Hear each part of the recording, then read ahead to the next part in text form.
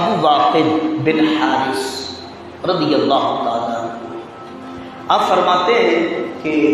آپ صلی اللہ علیہ وسلم مسجد نبوی تشریف لائے۔ اچھا ہوتا کیا ہے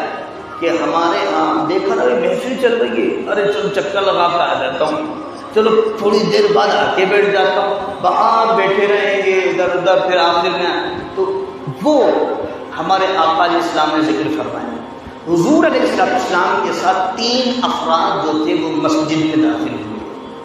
اب جب 3 داخل ہوئے تو ان میں سے تو ایک ویسے ہی منہ پھیر کے چلے گئے، ایک جو تھے انہوں نے لوگوں میں تھوڑی کشادگی جگہ دیکھی، ادھر سے جگہ بنا کر بیچ میں جا کر بیٹھ گئے، اور ایک نے لوگوں سے بالکل اپنے چہروں کو چھپایا، بالکل مجلس کے پیچھے جا کر بیٹھ گئے۔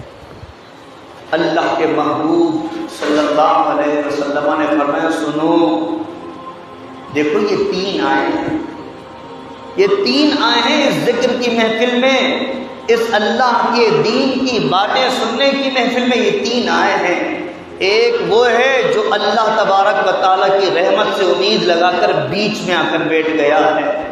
اللہ تبارک و تعالیٰ نے ان تینوں میں سب سے زیادہ رحمت کسی پر کی ہے کہ یہ اللہ کی رحمت کے بیچ میں آ کر بیٹھ گیا۔